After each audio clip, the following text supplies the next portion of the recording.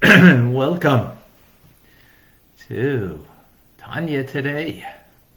I'm Rabbi Ronnie Fine coming to you from my home again. Home. In Montreal, Canada, where it's a privilege and a pleasure to share with you the Tanya. We welcome Andrew in New Jersey. He's still driving. Amazing. Safe driving. Dam in Indonesia. Good evening, Susan. Boker Tov in Scranton.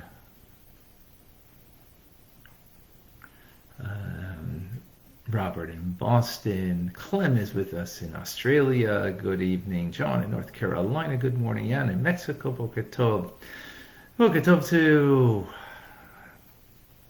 Simcha in Florida. Marcel is with us in the Philippines. Good evening. Menachem, good morning here in Montreal. Eugenia in Calgary, Boker Tov. TJ, all the way in Australia, good evening. Davida, Liba, Tanya Tov. That's a good one.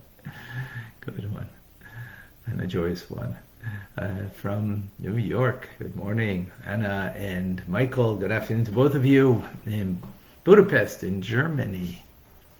Tim is in Texas, Boker Tov.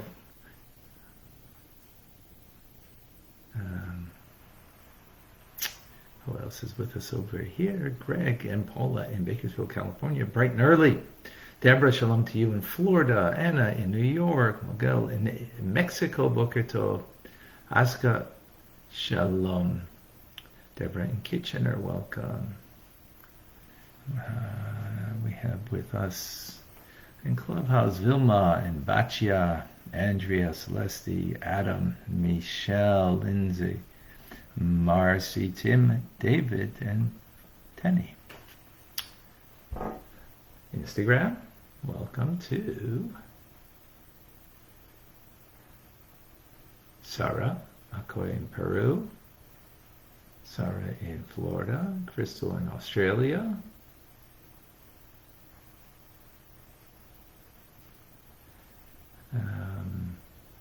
some names I can't make up. Samuel with us. Mashiach now, good morning. Elvis Memories. Lily and Joy, welcome. Thank you for joining.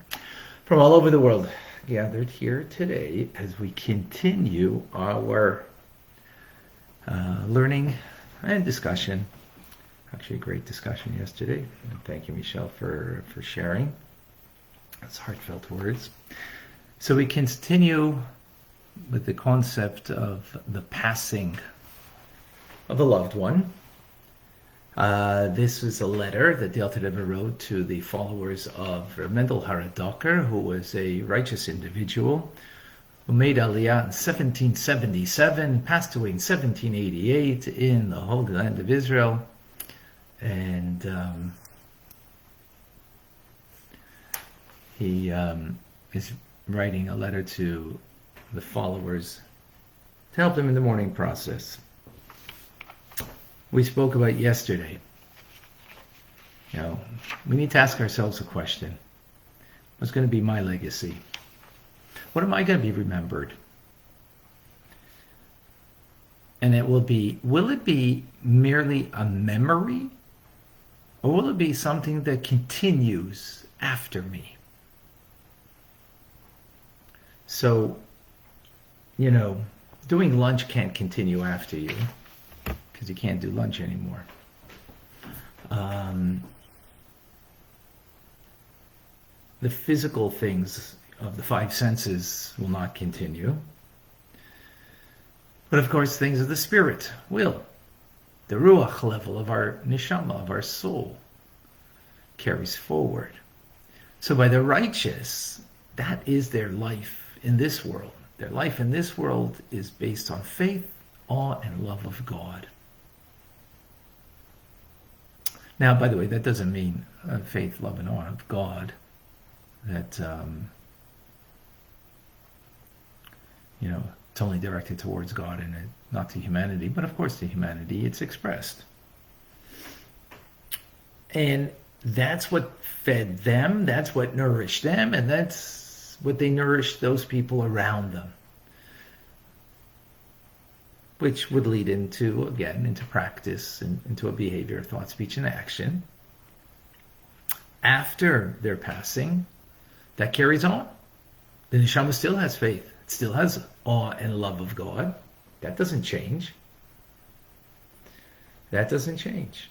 And it doesn't change their connection to the people that they had during their lifetime will continue after life. Now, and therefore they will still be connected with those people. So the same thing is in our lives, right? Those things that are of eternal quality will continue afterwards. Will continue. So that's what we spoke about. The Alter Rebbe now continues on this thought, and he quotes the Zohar with a really phenomenal statement, saying that when a tzaddik, a righteous person, departs, that righteous person is to be found in all the worlds more than during their lifetime. Now, to be found more in the higher spiritual worlds kind of makes sense. But of this world, how could the righteous be more found, more available, more accessible to a greater extent in this world now after their passing, as opposed to when they were physically alive in this world? So the Alter Rebbe says that even in this world, the mundane world, where Hayom La'asosam, it's a world of action. Today we got to do it in this world, right? So action takes a physical body to do action-oriented mitzvahs. Yet, when the tzaddik leaves this world, they're found more than during their lifetime. So he explains. The actions of the disciples, of the people who, by the way, do not have to be merely disciples in the lifetime of the tzaddik, but can be also disciples that are after the lifetime of that righteous person. And we'll get back to that. So he explains, how is it possible? Because those people that follow that righteous person continue to produce successive generations and offshoots, of which that righteous person, the light of their soul, is still imbuing them, even though their soul is in Gan Eden and not in this physical world.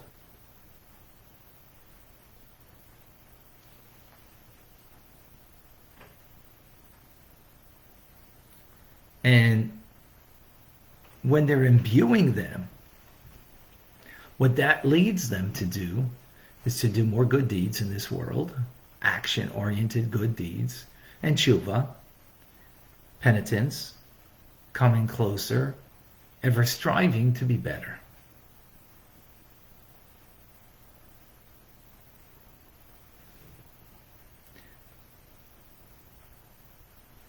And not only that, but even guidance in one's life. One receives more after their passing than during their lifetime. And not just in spiritual areas, but even in mundane matters of material blessings that tzaddik draws down into this world.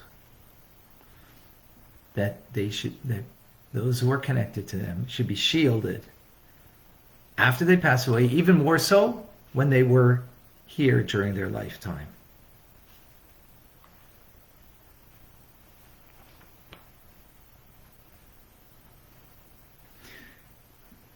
As if it were not for the prayers of the righteous, this world would not endure for a single moment.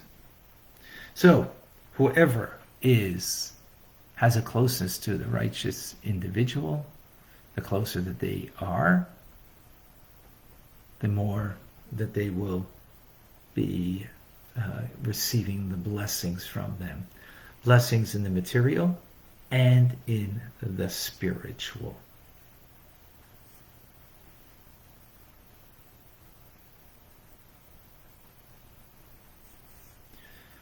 Okay, it was a very short teaching. The truth is, the Alter Rebbe made a very strong statement from the Zohar, and he just elaborated upon it. In tomorrow's class, he's going to give a deeper understanding. How is that so? How does it make sense that a person can have more influence after they pass away than when they were physically alive? Doesn't seem to make sense. So again, tomorrow we're going to give the explanation, but I just want to state the fact.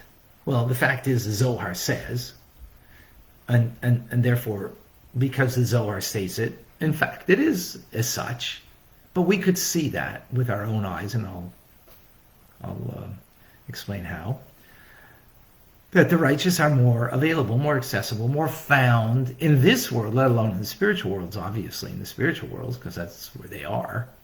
Right? They left this physical world, but they're more available, more accessible than when they were physically alive. Again, how that is, we'll explain tomorrow. But the fact is that way. And you know what? You're all living proof of that. There are more people learning Tanya today, this very day, than in times of the Alter Rebbe. Alter Rebbe in his times, there were a lot of people, but there are more today than ever before. And likewise with the Rebbe, our dear Rebbe, who physically is not here in this world, but is influencing my life and your lives. Some of you might knowingly be aware of it. Some of you might not be. But the fact is, the influence is greater today than even when he was physically alive. So let's just take it on what we've learned so far, because again, in tomorrow's class, we'll get a deeper understanding of the distinction between physical life and life without a physical body, but the life of a soul. But let's understand what we've explained. Remember, if one's life is based on, what I see is real for me, and what I touch is real, and that my taste buds, that's real, and my life is a very physically materialistic life, then after 120, it's over. Now, there's no one like that, because we all have things of the spirit that we do engage and do. There's acts of loving kindness that we do. Absolutely. So, there is merit to us beyond the pleasure seeking and so on of life. There's no question about that. But in our own awareness, if that's what life is, of course, then it's over. But what is the righteous? That when they were living, what was real for them is the faith, the awe, and the love of God. That's what was real. Their connection to God was real. Just heard a beautiful story that Rebbe told over. It's in Pregnant Sicha. A contemporary to the Alter Rebbe was Nochem Chernobler, from the town of Chernobyl. And he, a very righteous individual,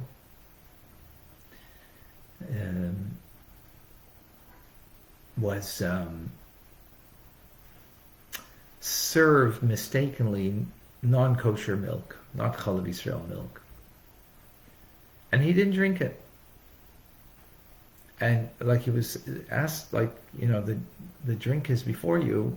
Well, how come you're not drinking it? He says, there's no milk before me. There was no milk before me. Afterwards, it was found out that it was not kosher milk.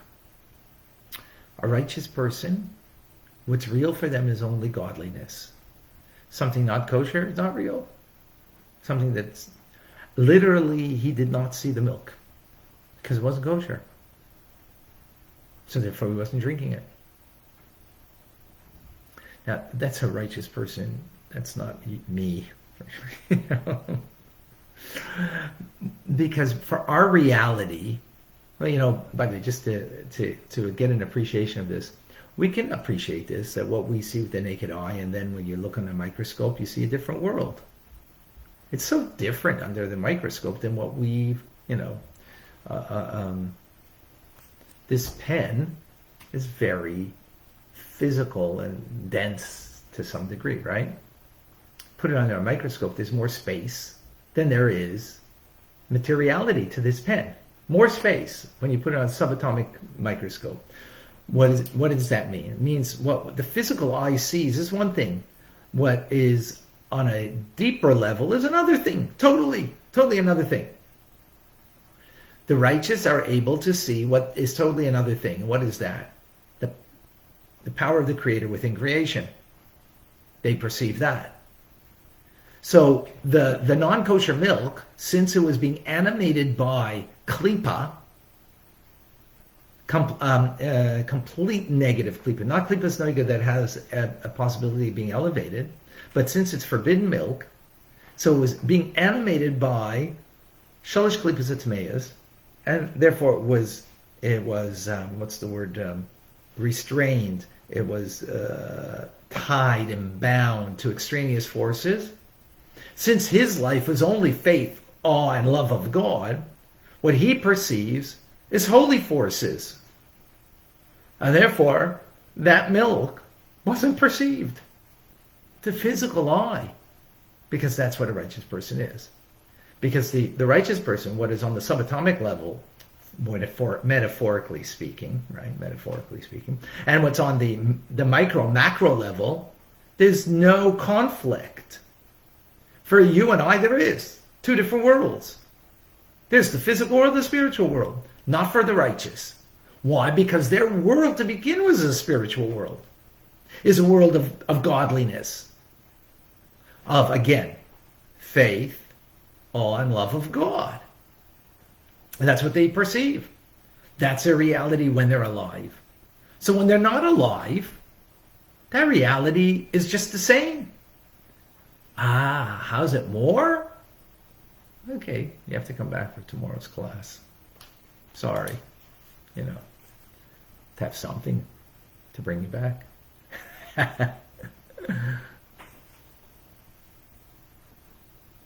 Powerful idea. Questions, comments, thoughts. What do we have to share together? Let me look on Facebook. 2 question marks before you ask a question on Facebook and Instagram. It's a little hard to do that on Clubhouse. But there, you can actually speak your piece.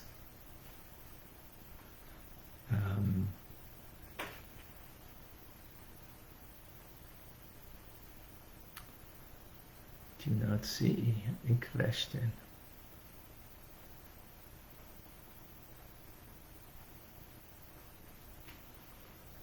After death, going to heaven or hell. Well, we're not speaking about that over here, but we go through a cleansing process. The righteous don't, because there's nothing to cleanse. I mean, for the most part, let's say. But myself, there'll be cleansing that needs to go through in order to get to Gan Eden, to heaven. Absolutely.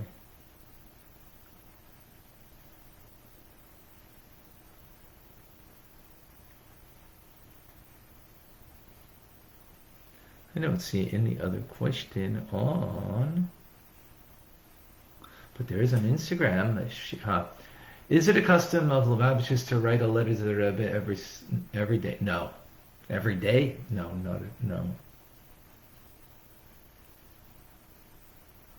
It's not a custom to do that every day.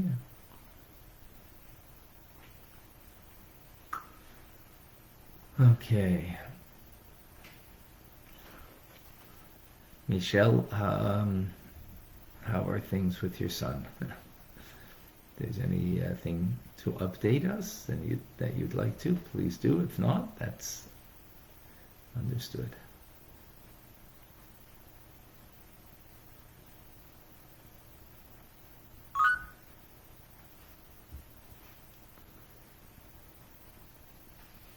Morning, Rabbi. Good morning. How are you? I'm good, thank you. Thank you for thinking of me. Well, yes, he put his tefillin on this morning. And it was a quick one, but he did it, and he felt good doing it. And I just hope he gets into a habit of doing it. Wonderful.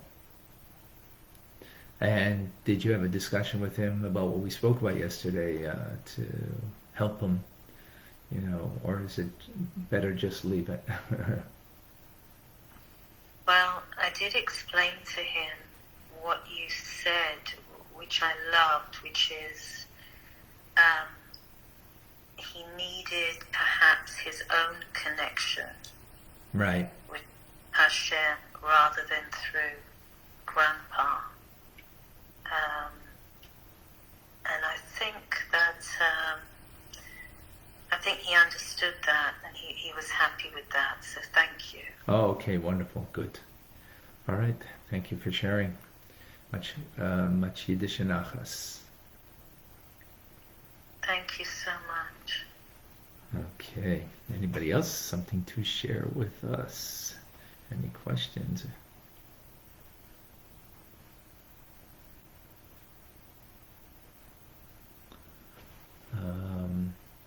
Is it wrong to do it every day, Mashiach now? I don't know. I don't know what to answer to that. Is constant Torah study for the rest of our days help elevate our souls before we pass away? If we never find a tzaddik to learn from. First of all, you found a tzaddik to learn from. You're learning from the Alter Rebbe. He's a righteous person. I would suggest also to learn from the Rebbe and his teachings. So, Sarah, you will have found somebody. Maybe now need to make it more real for yourself. That's fine, and we can have more of a discussion on that. Yes, the importance of having a righteous person in your life, not me. I'm a teacher of Tanya, but righteous is the Rebbe, the Alter Rebbe,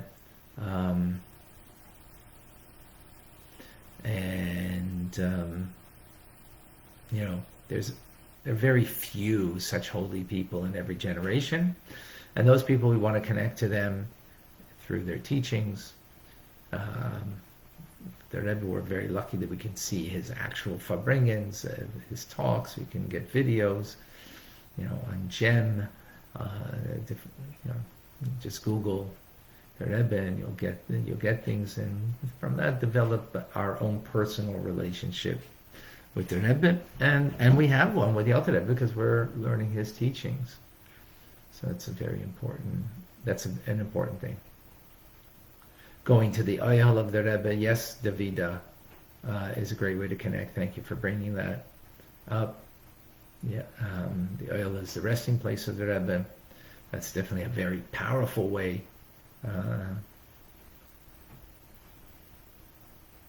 Very powerful way to connect to the Rebbe. Absolutely. Personally, I have gone into New York. As a matter of fact, I just did it before Rosh Hashanah. I flew in and drove back with my son, and did it within, flew in the afternoon, came back, later on that evening, driving back, going in and out just to spend some time by the aisle. But again, that's my personal, it's a personal thing for me. And of course, learning the Rebbe's teachings is of great importance, and following the path that he is help set for us. Okay, wonderful, folks. Is it, Lori's asking, is it important to visit the gravesite of one's parents? Yeah, not because they're righteous, but because they're our parents. Yes. There is still the concept of honoring one's parents after they pass away.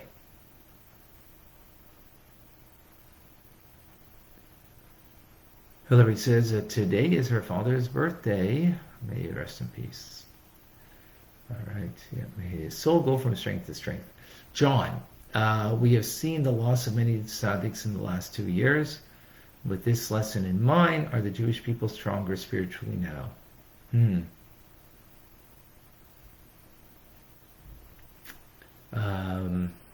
Good question. You know, John, it still takes our efforts to be connected to the tzaddik. So even though the tzaddik is giving blessings, but it is by our connection. It's not a one-way street. It's not like they're doing something from above and we down here are just, getting a free ride. There's no free rides. We need to be connected. So that's a good question.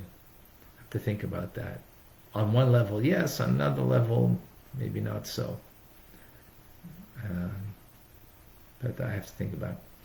Simcha, why do I still have dreams of my daughter and husband who have passed away? Because you're very deeply connected to them, that's why. Because you're very deeply connected. That's why. Was this Simcha from yesterday, Rabbi Ronnie? This is Simcha from yesterday, yes, on Facebook. I remembered her comment and it was very touching. Yeah. Yes. So, anyways, we should be reunited with our loved ones. But Mashiach coming, and Tchias Amesim, and only revealed goodness, wonderful things.